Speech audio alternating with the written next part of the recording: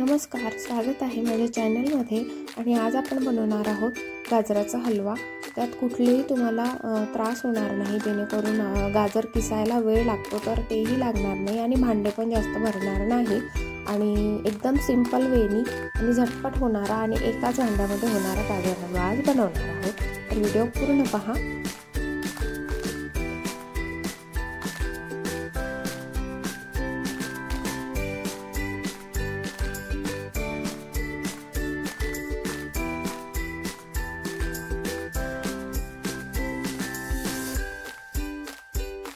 आता इथे मी 1 किलो गाजर घेतलेले आहे आणि याची सालं काढून टाकलेले आहे आणि आपल्याला याला किसायचं नाही आहे। इथे मी कुकर घेतलेला आहे एक आणि त्या कुकर मध्ये आपल्याला याचे तुकडे करून टाकायचे आहे।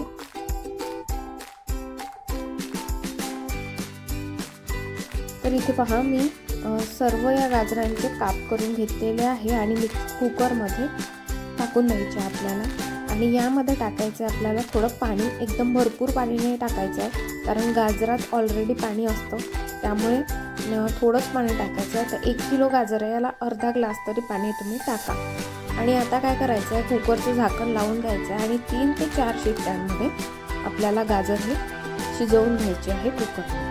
आता इथे पहा 3-4 शिट्ट्या झाल्या आहे, गाजर छान उकळून एकदम तयार आहे। जर तुमचे गाजर एकदम सॉफ्ट शिजले असेल तरीही चालेल, जर तुमचे गाजर एकदम सॉफ्ट शिजलेले नसेल तर काही हरकत नाही, डबल शिट्टी करायची नाही। जेव्हा आपण समोर हा हलवा करू तर ऑटोमॅटिक ते शिजले जातात, दूध वगैरे टाकल्याने शिजून जातात ते। तर इथे पहा, आता हे गाजराचं सगळं पाणी काढून घ्यायचं आहे आणि परत हे गाजर आहे या कुकरच्या भांड्यामध्ये टाकून घ्यायचे आहे, म्हणजे कुकरमध्ये टाकून घ्यायचे आहे। पूर्ण पाणी काढून घ्यायचं आहे पहिले।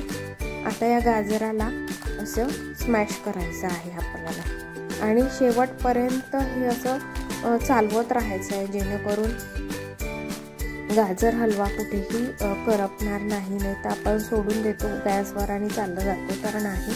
इथे पहा, मी मिक्सरच्या भांड्यामध्ये मिक्सरचं भांडं येत आहे तोंडामध्ये, तर कुकरमध्येच मी इथे ठेवलं आहे कुकर आणि गॅसवर ठेवून द्यायचं आणि सायवाला दूध घ्यायचं आहे। साय काढलेलं दूध घ्यायचं नाही आहे, बिना साईचं दूध घ्यायचं आहे छान। आणि 1 लिटर दूध घेतलेलं आहे मी, तर अर्धा लिटर दूध आधी मी टाकून घेते आणि सारखं त्याला स्मॅश करत मध्ये मध्ये असं हलवत हा जो गाजर आहे, जे गाजराचे काप आहे ते आपल्याला पूर्ण फोडून घ्यायचे आहे, जेणेकरून कुठेही असं वाटणार नाही की अरे गाजराचा किस केलेला नाही आहे। तुम्ही बघाल शेवटी कुठेच तुम्हाला असं जाणवणार नाही की गाजराचा किस न करता आपण हा हलवा बनवला। तर इथे पहा, कंटिन्यू थोड्या वेळाने मी अशी हलवत आहे, खाली लागू द्यायचं नाही आहे आपल्याला आणि असं स्मॅश पण करायचं आहे गाजर।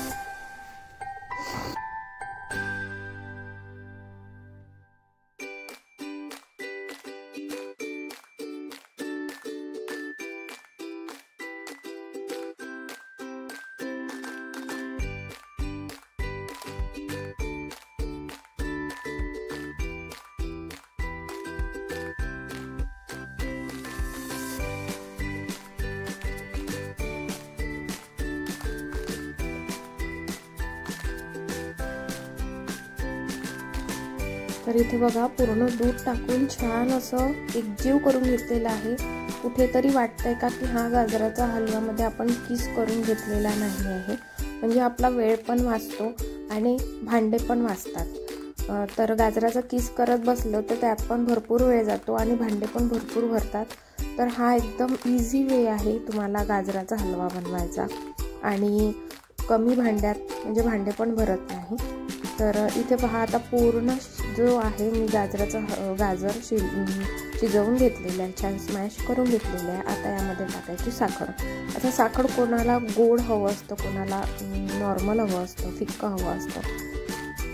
तर इथे 1 किलो गाजराला मी अर्धा ते पाऊण किलो साखर घेतलेली आहे।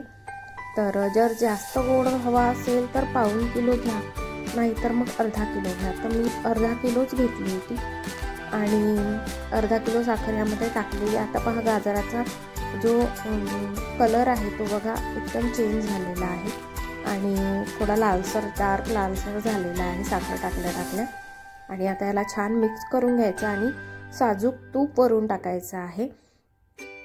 आधी आपण बिलकुल साजूक तूप टाकलेलं नाही आहे, फक्त दूध आपण दुधामध्ये याला शिजवून घेतलेला आहे आणि कंटिन्यू हलवत आहे, कंटिन्यू स्मॅश करत आहे.